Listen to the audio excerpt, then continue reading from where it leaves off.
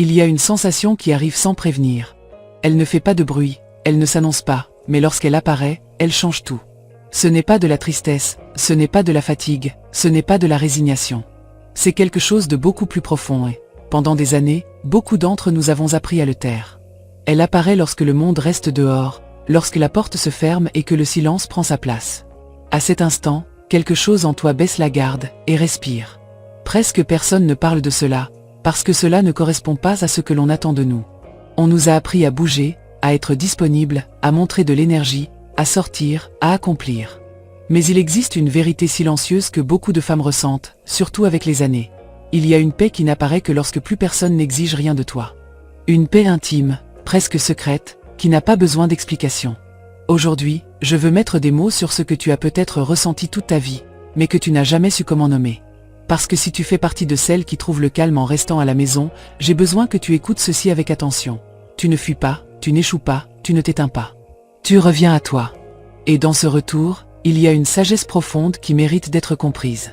Première raison, avec les années, le système nerveux change et devient plus sensible à l'excès de stimuli. Et cela n'est ni une faiblesse ni un recul, c'est un signe très clair d'intelligence corporelle.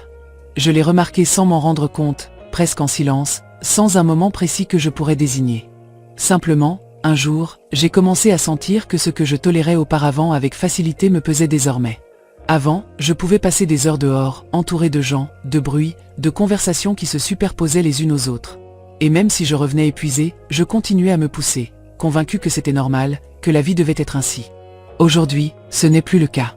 Aujourd'hui, mon corps ne négocie pas. Aujourd'hui, il me parle clairement et sans détour. Un bruit fort m'épuise plus vite, une conversation vide me laisse vider, une ambiance chargée me retire de l'énergie. Et non, ce n'est pas de la fragilité.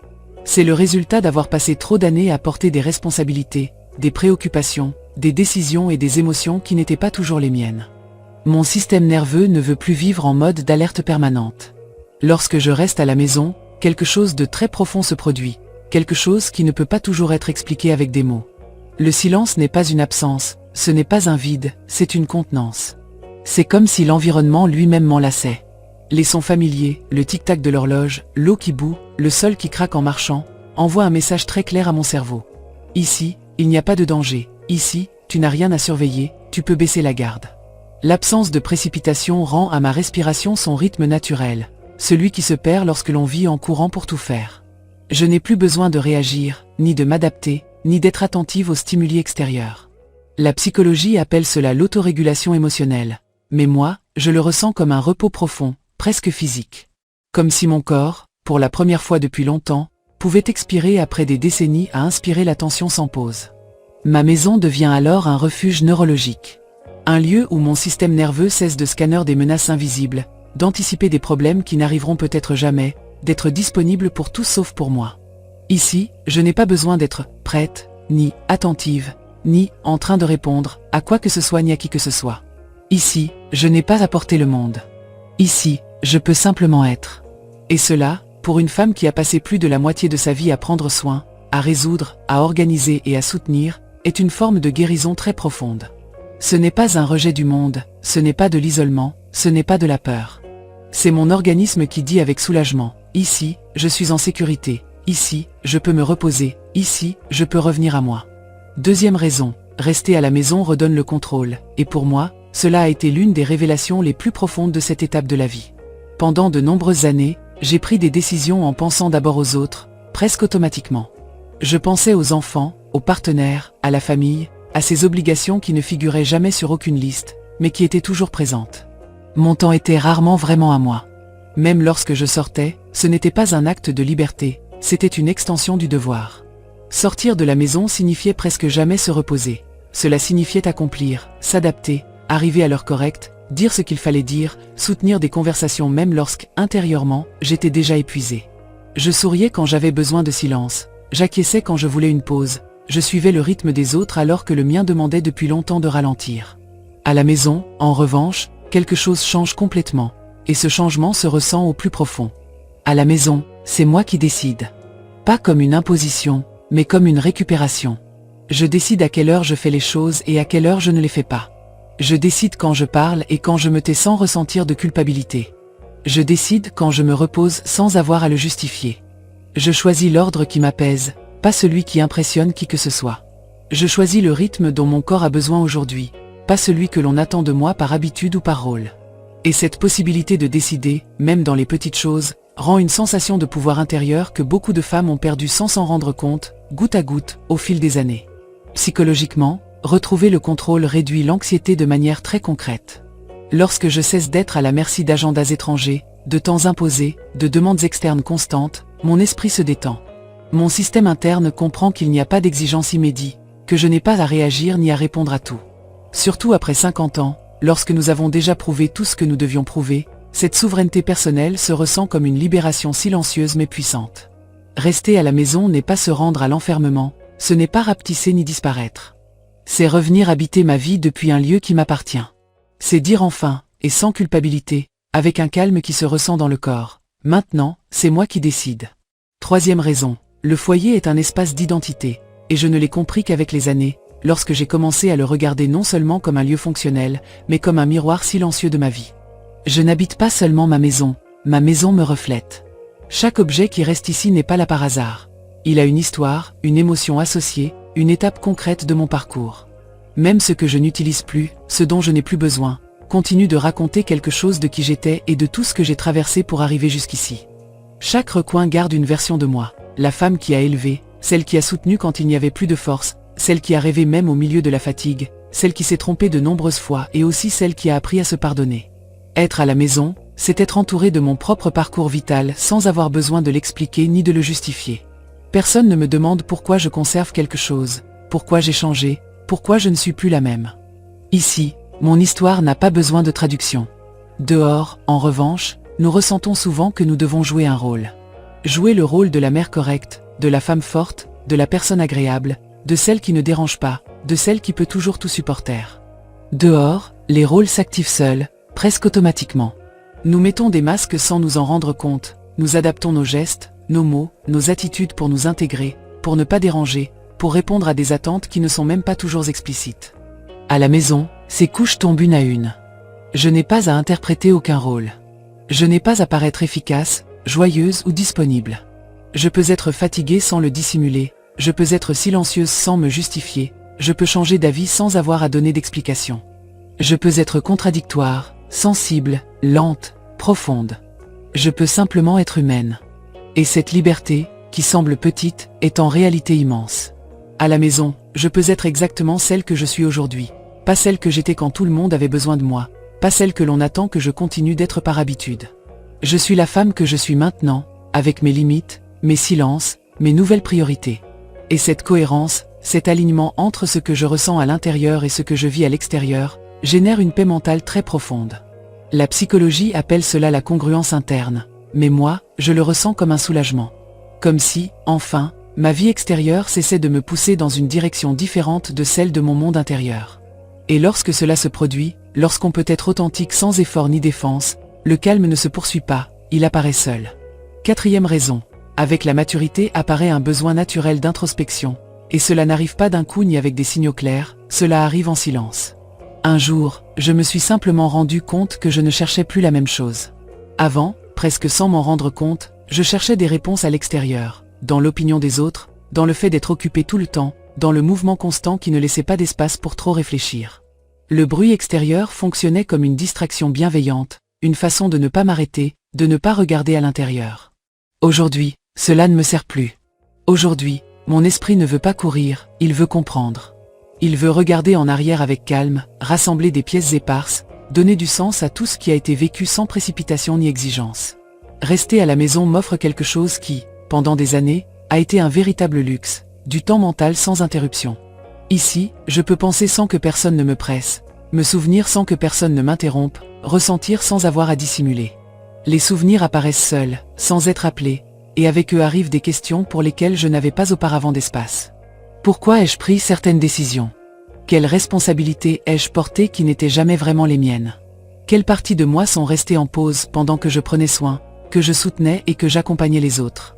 Ces questions ne cherchent ni reproche ni culpabilité, elles cherchent la compréhension. Et ce n'est que lorsque l'on se sent en sécurité qu'elles peuvent apparaître sans peur. La psychologie explique qu'à cette étape de la vie, Le cerveau cesse de poursuivre des stimuli constants et commence à chercher du sens. Je n'ai plus besoin de tant de nouveautés, de tant d'activités, de tant de bruit. J'ai besoin de profondeur. J'ai besoin de comprendre ma propre histoire pour pouvoir être en paix avec elle, sans la nier ni l'idéaliser. Et le foyer offre l'environnement parfait pour cette conversation interne dont nous avons tant besoin et que nous nous permettons si peu. Ici, il n'y a pas de hâte, il n'y a pas d'exigence, il n'y a pas de spectacle. Il n'y a rien à prouver ni à démontrer. Il n'y a que moi avec moi-même, en train de revisiter ma vie avec plus de tendresse que de jugement. Et cette introspection, loin d'être triste ou pesante, devient profondément réparatrice.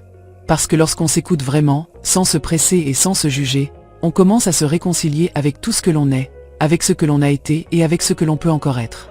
5e raison, le foyer réduit la comparaison, et ce soulagement est beaucoup plus profond que nous avons l'habitude de le reconnaître, surtout après une vie entière habituée à nous mesurer sans nous en rendre compte.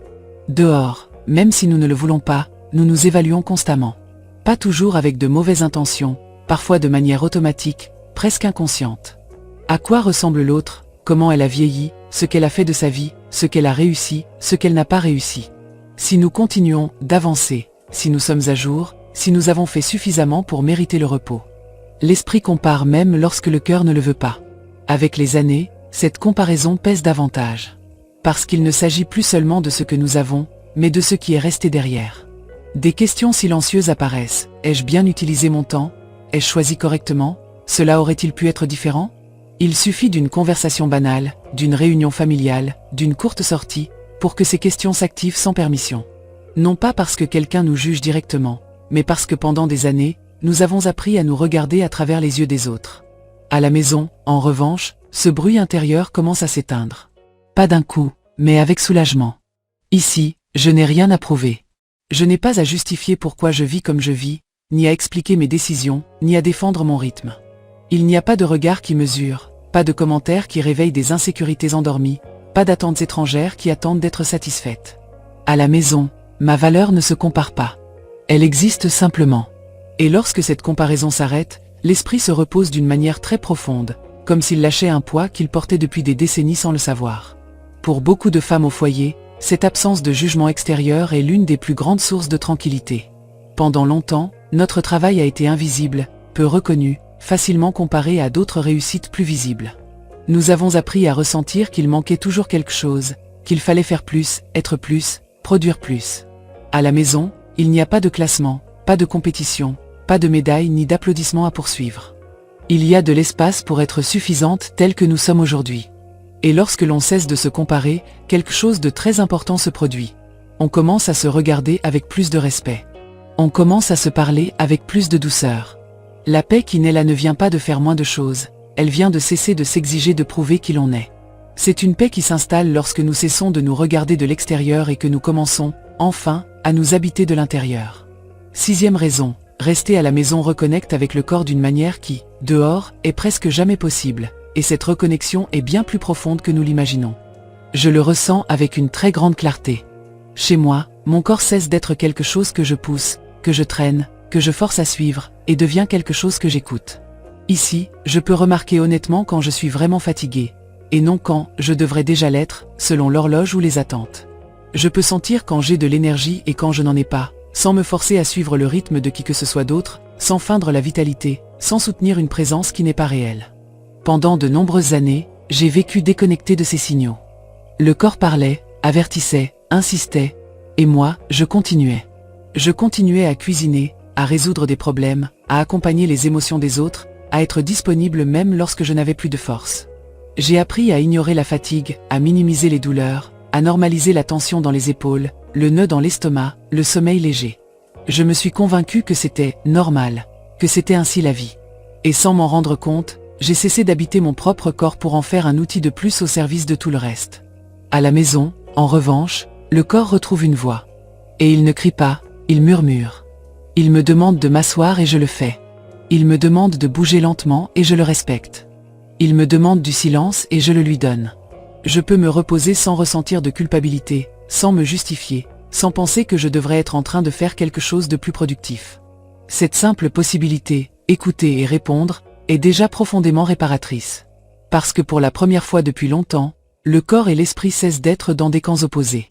La psychologie appelle cela la conscience corporelle, et c'est une pièce clé du bien-être émotionnel, surtout à cette étape de la vie. Lorsqu'une femme recommence à habiter son corps, l'anxiété commence à diminuer parce qu'elle n'est plus en contradiction constante avec elle-même. Le système nerveux comprend qu'il n'y a pas de menace, qu'il n'y a pas d'exigence immédiate, qu'il peut relâcher la tension accumulée pendant des années. Et peu à peu apparaît un calme très particulier. Pas un calme artificiel ni forcé, mais un calme honnête, profond, qui ne s'achète pas et ne se feint pas. C'est le calme qui naît lorsque nous cessons de nous pousser et que nous commençons, enfin, à nous traiter avec le même respect, le même soin et la même patience que nous avons toujours donné aux autres. 7e raison, le foyer représente la sécurité émotionnelle, et cela va bien au-delà d'avoir un toit ou une porte fermée. Ce n'est pas seulement la certitude d'être protégé physiquement, c'est quelque chose de beaucoup plus intime. La sensation profonde d'être en sécurité en étant exactement celle que je suis aujourd'hui. Chez moi, je n'ai pas à m'expliquer. Je n'ai pas à défendre mes décisions passées ni à justifier mes silences présents. Je n'ai pas à clarifier pourquoi j'ai changé, pourquoi je ne veux plus la même chose, pourquoi j'ai maintenant besoin d'autre chose. Ici, il n'y a pas d'interrogatoire déguisé en conversation ni d'opinion qui s'infiltrent comme des jugements. Ici, je peux simplement exister sans être sur la défensive. Pour beaucoup de femmes de plus de 50 ans, le monde extérieur devient plus exigeant émotionnellement. Non pas parce qu'il est plus dur, mais parce que nous n'avons plus la même énergie pour soutenir les attentes des autres. Pendant des années, nous avons su le faire, comprendre, céder, nous adapter, sourire même lorsque nous étions fatigués, nous montrer fortes même lorsque, à l'intérieur, nous avions besoin de soutien.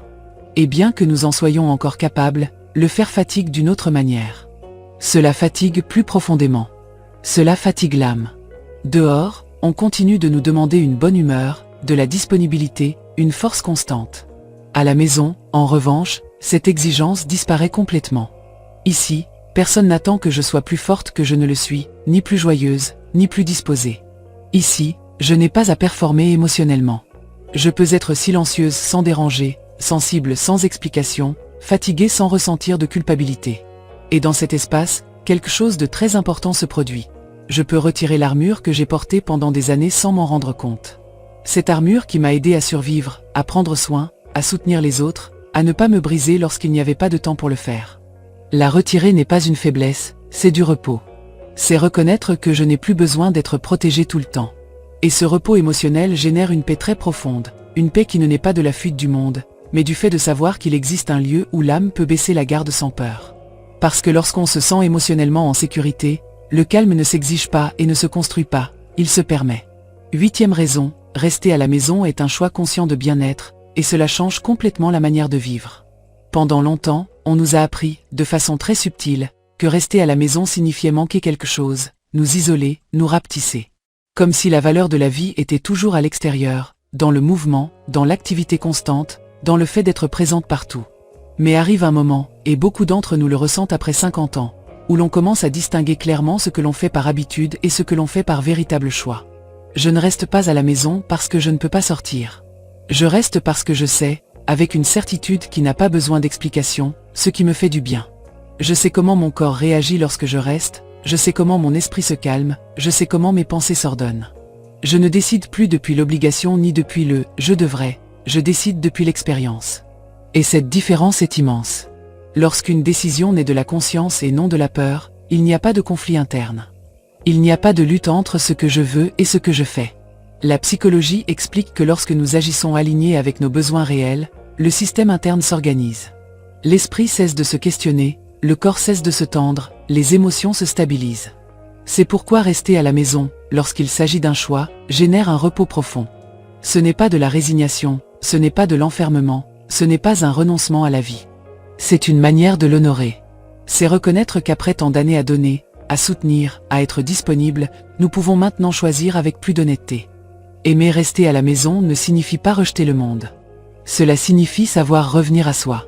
Cela signifie comprendre que le bien-être ne se trouve pas toujours dans le fait de faire plus, mais dans le fait de faire ce qui nous rend la paix. Et lorsqu'une femme se permet de choisir depuis cet endroit, quelque chose de très profond se remet en place à l'intérieur. La vie cesse de se ressentir comme une exigence constante et commence à se ressentir comme un espace habitable. Voilà la véritable psychologie derrière le fait d'aimer rester à la maison, se choisir sans culpabilité, rester sans peur et se reposer, enfin, dans ce que nous sommes. Si, pendant que tu écoutais cela, tu as ressenti du soulagement, de la reconnaissance ou même de l'émotion, je veux que tu saches quelque chose de très important. Ce n'est pas un hasard. Ton corps, ton histoire et ton âme reconnaissent une vérité qui, pendant des années, est peut-être restée silencieuse. Ta façon de vivre est juste. Elle n'est pas moins valable, elle n'est pas moins riche, elle n'est pas moins pleine. Ton besoin de calme n'est pas un caprice, c'est une réponse sage à tout ce que tu as donné, à tout ce que tu as porté, à tout ce que tu as traversé. Ton foyer, ce lieu que pendant tant d'années tu as soigné, ordonné, défendu et rempli de vie pour les autres, peut aujourd'hui aussi te soutenir, toi. Pas comme une obligation, mais comme une étreinte. Comme un espace où tu n'as rien à prouver, où tu n'as pas à courir, où tu n'as pas à être plus que ce que tu es déjà. Ici, il n'y a pas d'exigence, il y a une permission. La permission de te reposer, de t'écouter, d'être avec toi. Et si tu t'es senti identifié, si une phrase t'a touché plus profondément que tu ne l'attendais, je t'invite à l'écrire dans les commentaires. Pas pour t'exposer, mais pour te reconnaître. Parce que bien souvent, la plus grande paix commence précisément là, dans ce moment intime où nous nous donnons la permission de dire, sans culpabilité et sans peur, ici, à la maison, je vais bien.